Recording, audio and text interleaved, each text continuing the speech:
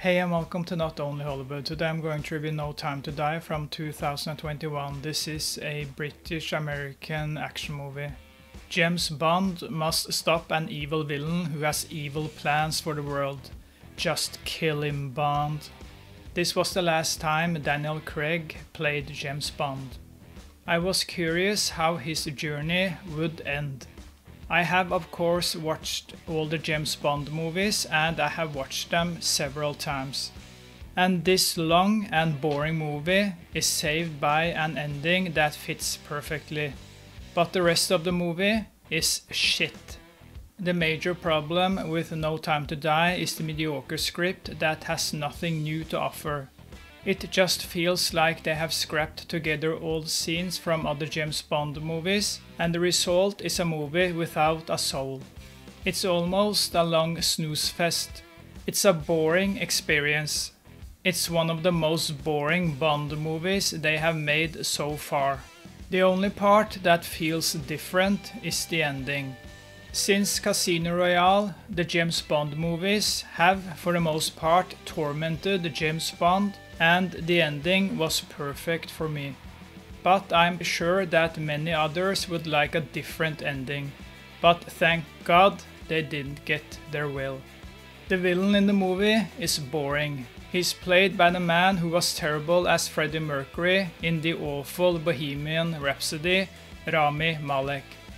And he won an Oscar for that terrible role interpretation. What a sick world we live in.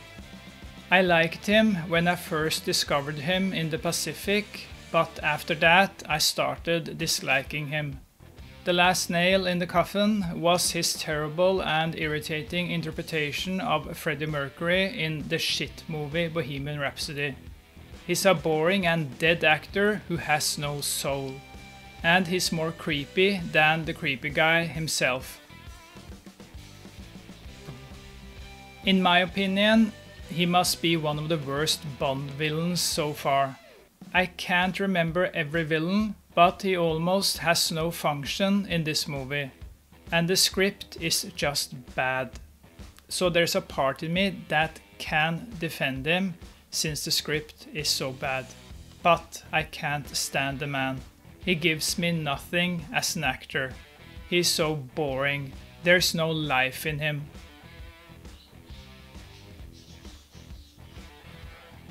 And then we have the controversy with a female 007.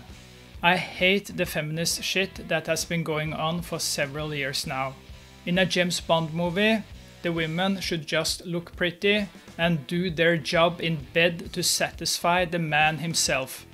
And after that, they have to make breakfast for him. That's a woman's job in a man's world. Shut up, I'm telling the truth. I know it's just a number, but I will never watch a James Bond movie with a female James Bond. Go to bed, woman, or go home. This is a man's world. And the worst part is that the character is fucking irritating and for the most part useless. Did you see how she handles a firearm? It's disgusting. Just go to bed and stay there until James Bond is finished with killing bad guys.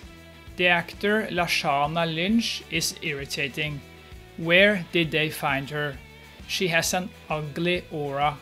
Jesus Christ, woman, buy yourself a new soul. She's so stiff and fake.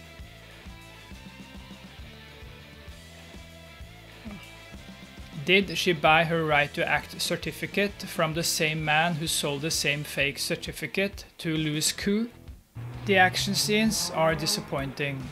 There are too few of them, and the only action sequence I liked was the long car chase, which ends in the woods with a lot of fog.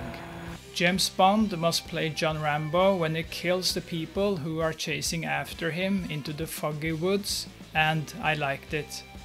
It took me back to the 80s. Yeah, baby, yeah. Daniel Craig is too old to play James Bond in this movie, just like Roger Moore was too old in A View to a Kill. I like the ending because of James Bond's journey from Casino Royale to No Time to Die. But without spoiling anything, maybe they shouldn't have gone there at all with how things developed in No Time to Die. It doesn't feel quite like James Bond.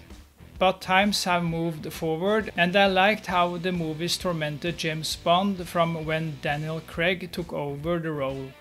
So the Daniel Craig movies will always feel different and modern, except for the stupid introduction of the new 007 in this movie.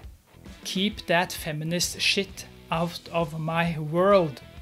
This is a man's world. And Lea Seydoux is still a hottie. You're a lucky man, Bond. From 1 to 10, I give No Time to Die a 4 out of 10. Thank you for watching, and I'll see you next time. Sleep well and dream about me.